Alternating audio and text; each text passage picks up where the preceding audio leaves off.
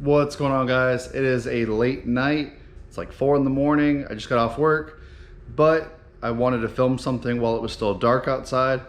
Whenever the sun's out, the garage is really bright and you're not going to be able to see what I'm trying to show. So I've been waiting now for a few months. I was one of the pre-orders for the new carbon Miata taillights. So I actually got rid of the quad taillights. I put a OEM style carbon fiber finish panel from Carbon Miata. I will show you in a minute. And I also got their new taillights, so check them out. These are the smoked units. As you can see, there's a lot of texture to them, a lot of edges, and they're pretty badass. They're very like thin and slim, but they're just straight down to the point. A lot lighter than the factory unit. And just like their turn signals, they have the lead coming off, and it's all plug and play. And these things are badass. So let's get them put on the back of the car, and I will catch up with you in just a second. All right, so I just kind of set them in place. I'll be honest, I do not have the nuts to bolt these in, but as you can see, like the whole back of the car now, like I said, carbon panel. I trimmed it out so I can put my battery disconnect switch right here. So you push it, my battery's turned off, you twist it, and it's good. So I really love the look, like the dark look of the back now. Like, it's pretty insane. So what I'm going to do now is I want to shut the lights off. Let's turn the new lights on and see how they look.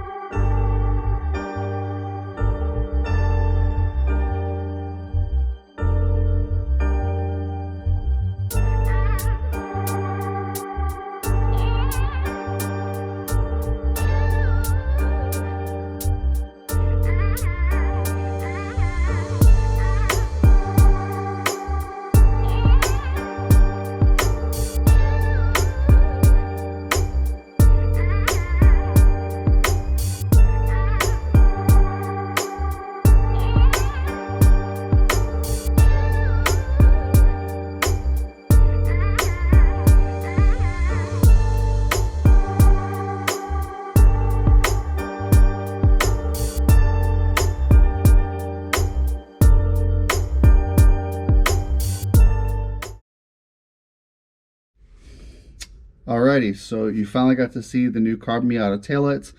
I love them. I am so much happier with them than I was originally anticipating. I wanted to change. The car's had the rear taillights on it for 4 or 5 years now, and I'm at the point with the car where I don't really want to change much stuff. Like, I love how it looks, but a little change here and there, it's refreshing. So, like, I'll never get away from a racing beat bumper.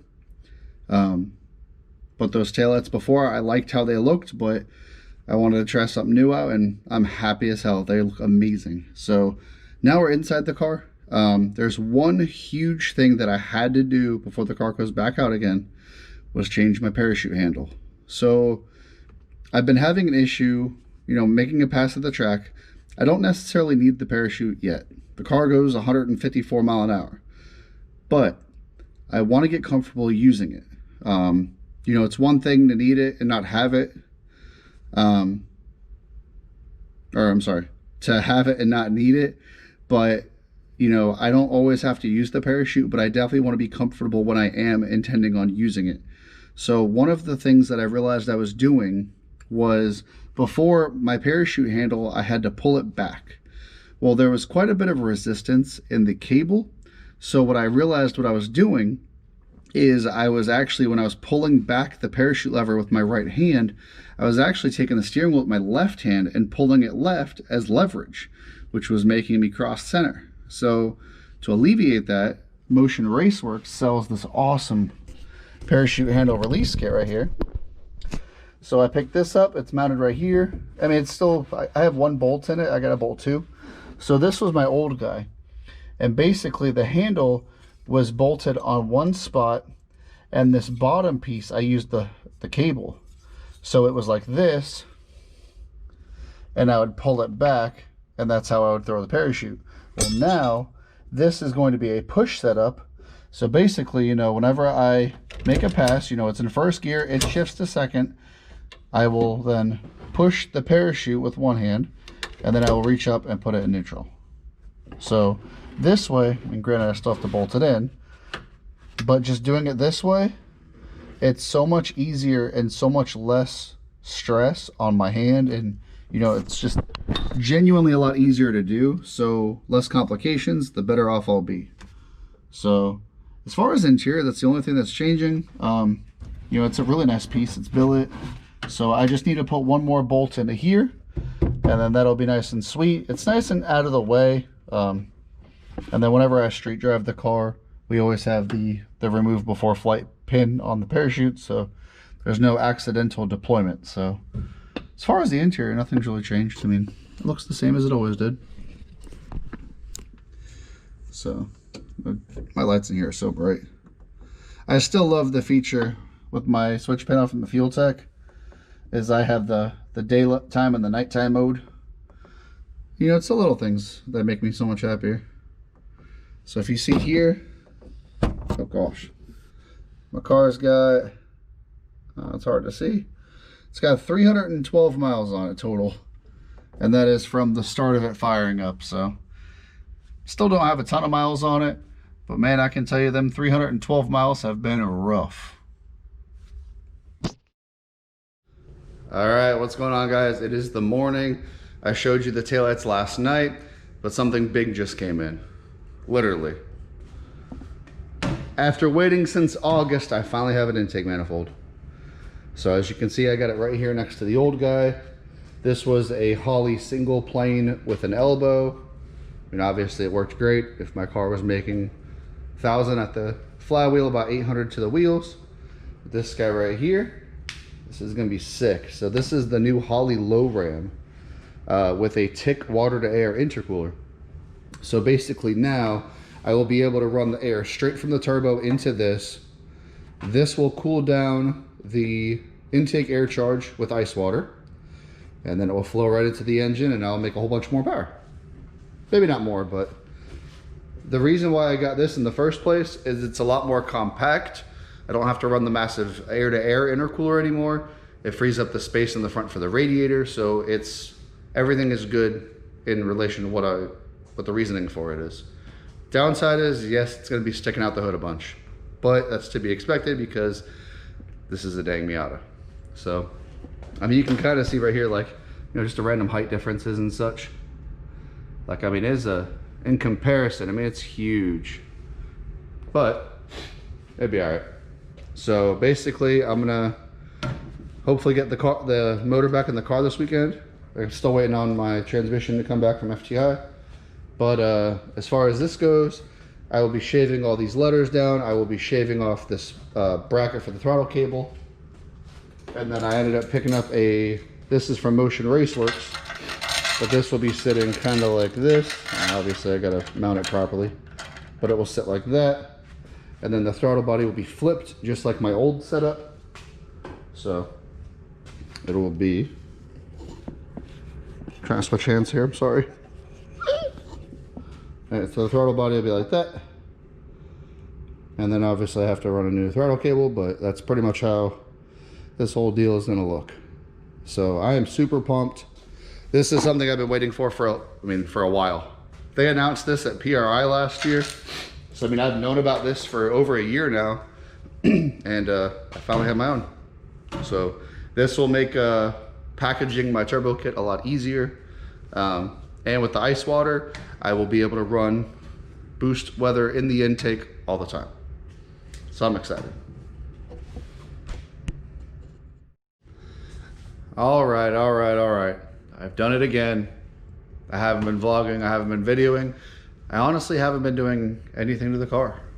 You know, this is still continuation of my video showing the taillights and the intake manifold, obviously. But, you know, I have the car sitting here.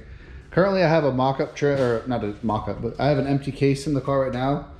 Unfortunately, I can't really pull the trans without pulling the engine, but I had to get a mock-up so I understand the spacing I have around the tranny tunnel. because FTI is going to add a second dump valve to the trans. That way it spools up even faster than it did before, which I should be getting back hopefully this week, fingers crossed. So hopefully this weekend we can actually stuff the engine back into the car finally. Got the engine just chilling here over here on the ground. That beautiful intake, thing's huge. So I have the engine. I mean, I don't really need anything to put it in. I just want to put it in my trans. Last night I actually spent the time finally, and we got these put in. So I got the V8 Roadster's tubular upper and lower for the rear with the spherical bearings. So here's one of my older control arms. It just had rubber bushings. Not the rubber, I'm sorry, upgraded polyurethane. But still, if you ever slow mode my car at the 60 foot on the drag strip, before the 60 foot, the rear end did some weird things. So if I can remove that deflection from the, like the bushings, the better off I'll be. So I've kind of not really been focused on the car lately. As much as I hate to admit, there's a lot of stuff I have to do. Like right here, if I go back to the trunk, I'll show you what I've been doing. I have to show you this. This thing is the best thing ever. It's Milwaukee Rocket Light. Like it goes, what, 6 feet tall, and it's badass. So anyway, I got the light shining in the trunk right now so I can show you. But to put the ice tank back here, I had to notch this whole area right here. So like I still need to do some metal work, some welding. I have to mount the tank for the fuel tank and the ice box. So there's a lot of stuff everywhere on the car I need to do. And honestly, I've just been kind of overwhelmed. And I'm waiting on parts and I'm waiting on other people at this point. And when that happens, I get discouraged from working on the car. Because whether or not I do what I need to do, it still ain't getting done, which then makes me lazy. I fall into a rut when I don't touch it. And well, this time I've been digging up my old past and I'm getting back into paintballing. So years ago, I used to be very, very, very into paintball. I mean, competitively I played and I worked at a field. I mean, I was very much a part of it. And I'm over here freaking buying paintball guns and playing now every week. I don't regret it, but that's been occupying my time a little bit more than the car has. So like I said, hopefully I have the trans this week. I'm gonna hear from FTI tomorrow. The converter's already done. The trans, he had pulled apart last night, and they're just going through it, refreshing it, adding that second dump valve, and then it'll be back together in my hands. So hopefully we'll have it this weekend, because I really need to put the engine in the car. That way I can start mocking up the new fuel lines, because obviously this manifold structure is a little bit different. I am kind of concerned with the spacing back here. Hopefully it's not too bad, but I'm just ready to get this thing all back together. It does drive me nuts now. So I have all of the V8 Roadster's upper spherical, I have all of them except the front lowers. So maybe in the future I'll just buy the front lowers, that way they're all matching. I don't know. It's not really worth it to me, just money-wise. This was a necessity in the rear just because of the deflection. But anyway, I'm gonna get to working on it this weekend. I really need to put some time into this thing. I don't know if I'll make Streetcar Takeover at the beginning of February. I want to. I just don't know how the time frames are gonna line up. But obviously TX2K, we won't miss that at all. So anyway, I'm gonna make another video this week. There's a lot of things to talk about, and there's a lot of things we have to do, but I just want to give you guys a little bit of an update just because I've been a ghost again. I apologize. I did finally get a laptop that I can edit the videos with, so I will be making the videos more often, since it'll be, I mean, obviously be easier for me. But I mean, we're getting to the point with the car where we're about to go fast and we're gonna have a lot of fun doing it. So thanks for staying along with my journey of the Turtle and I. And I'll be catching you guys in the next one.